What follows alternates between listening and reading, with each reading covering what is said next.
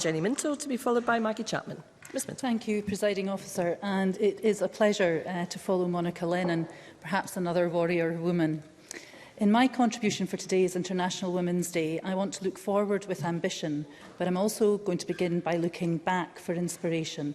And I can find that aplenty in my own constituency of Argyll and Bute, such as Ella Carmichael, born on Lismore in 1870, who was an editor and scholar, remembered as a supporter of the Scottish Gaelic language, and Eliza Maria Campbell, born in 1795 in Inverary, a skilled painter and keen horticulturalist who took up the study of fossils, and Margaret McKellar, born on the Isle of Mull in 1861, who became a member of the College of Physicians and Surgeons of Ontario and went as a medical missionary to central India.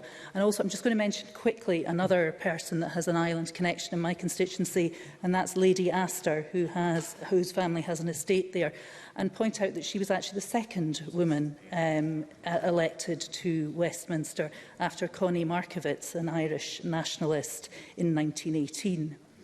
These women opened the door and gave others a glimpse of what could be achieved. I am very much a believer that looking back and learning is essential to moving forward.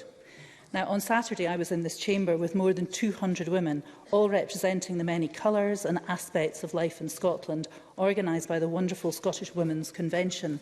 This was, as others have said, the 20th anniversary of this gathering, so there was much celebration of what had been achieved in Scotland for women. For example, the baby box, increased free childcare provision, legislation to improve representation on public boards, and Scotland being the first country to make period products free, and many more.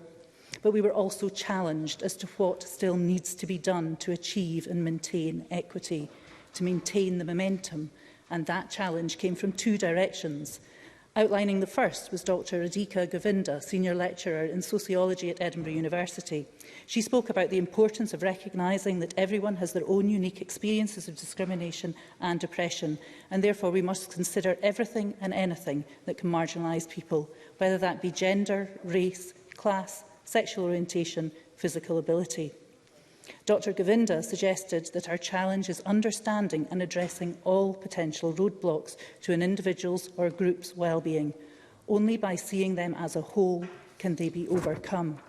And the second challenge was outlined by Zara Delmida and Grace Lennon, both senior students at Our Ladies High School in Cumbernauld, as Megan Gallagher has already mentioned.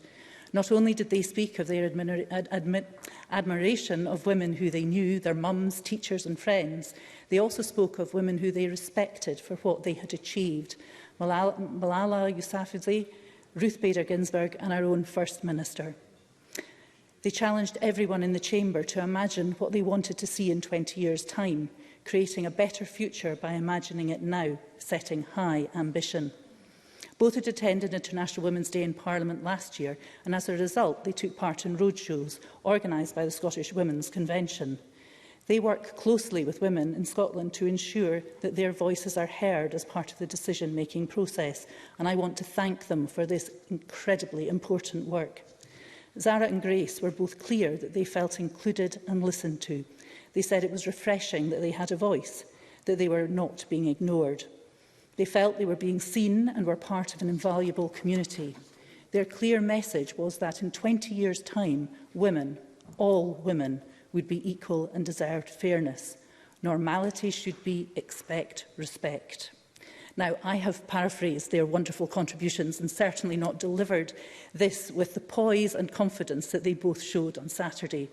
Colleagues, I think the future of women in Scotland and across the world is safe in the hands of these young women and many others like them. They will certainly work together to ensure that the equity that is necessary for society and the economy to thrive will be delivered. And as legislators, we must not let them down and must work with them to fulfil that dream. But, Presiding Officer, I would like to return to Argyll and Bute and mention one fantastic young woman who is daring to be different. Jodie Sloss. Jodie grew up on a croft in Tainault and is now setting the motor racing world alight. She started her racing career on horseback and has swapped to the horsepower of motorsport. Competing against an international field of over 1,000 entrants, Jodie competed in the 2022 Formula Women competition in the UK, making it down to the final 70 who took part in ice driving.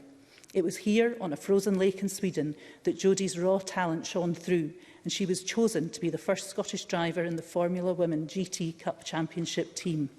Now, Jodie puts her success down to driving on Argyll and Bute's tight, narrow roads. I am pleased that Jodie will be joining me in Parliament tomorrow to meet with Sports Minister Marie Todd.